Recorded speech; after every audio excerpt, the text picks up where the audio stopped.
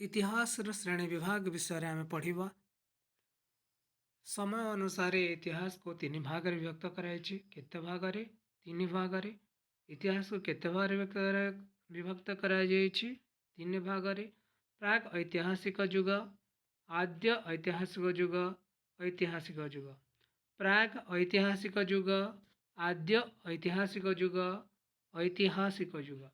प्राक ऐतिहासिक युग, आद्य ऐतिहासिक युग और ऐतिहासिक युग यही भाव में तीन भाग विभक्त कराई। प्राग ऐतिहासिक युग पुरातन काल में लोक मैंने लेखापढ़ा जानी नथिले, तेणु से समय घटनावली को लिखित आकार मिल न था। तेणु से समय लोक मान जीवन यापन प्रणाली जानापी प्रत्नतात्विक खनन अनुसंधान उपर निर्भर करने को पड़े। से समय व्यवहृत विभिन्न प्रकार माटीपात्र, अलंकार, हाथ हथियार, अस्थि कंकाल आदि लोक मान जीवन यापन प्रणाली संपर्क में अनेक तथ्य मिलता है। से समय लोक मैंने रोहुवा गुंफार विभिन्न प्रकार चित्र आंकुले से आम समान विषय जानीपू। यही जुग प्राग ऐतिहासिक युग कहुए। मन रखु प्राग ऐतिहासिक युग माने कौन? जो समय लोक मैंने लिखि पढ़ी जानी नथिले, माने से माने तांको समय कथा लिखि जानु नथिले। तांको विषय जानिबा को हेले आमको कौन करबा होतला? खोदन करबा को होतला एवं से माने कि प्रकार जिनिस व्यवहार करुथिले ताको बाहर करी ताको विश्लेषण करबा को पड़ुथिला। गोटे अनुमान लगे परि भाव में चलुथिले बोली आमे भावी थाओ। यहाँ को ही प्राग ऐतिहासिक युग कहुए। पुणी आसला आद्य ऐतिहासिक युग। एठारे मनीष टिके लेखापढ़ा जानिला। मनुष्य लेखापढ़ा शिखा पर विभिन्न घटना को निजर लेखा द्वारा प्रकाश कर पारिला। यही समय को आद्य ऐतिहासिक युग कहुए।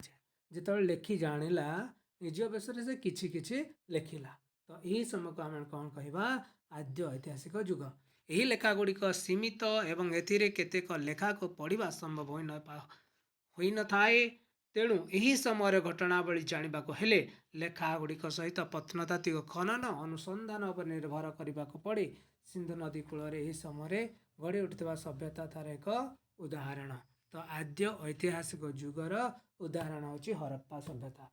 हरप्पा सभ्यता समय लोक मैंने लिखि पढ़ी जानी किंतु लेखा गुड़ी आविष्कार होती किंतु कई पढ़ी पारु नाहंती।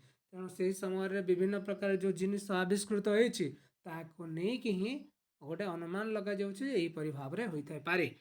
नेक्स्ट है ऐतिहासिक युग। लेखार उन्नति हवा परे मनुष्य विभिन्न घटना को पत्थर, कांथ, खंब, तंबापटा, ताल पत्र, माटी पात्र इत्यादि पर लिखि पारिला। यही लेखा गुड़िक से समय सामाजिक, अर्थनैतिक और सांस्कृतिक अवस्था विषय अनेक सूचना मिले। जितेबाला से लिखि जानला से विभिन्न स्थान में लिखला केने केने लिखला तुम निजे मन रखब। जमीक कांथ, खंब, तंबापटा, तालपत्र, माटीपात्र ये सब कौन लिखला? तार सामाजिक, अर्थनैतिक और सांस्कृतिक अवस्था विषय लिखला। ये आम सूचना पाओ। यही समय को ऐतिहासिक युग कहुए। किंतु यही लेखा गुड़िक अति पुराणा कालर होगुड़िक अनेक नष्ट होती। तो मन रखिले इतिहास को केते भाग व्यक्त कर कौन कौन?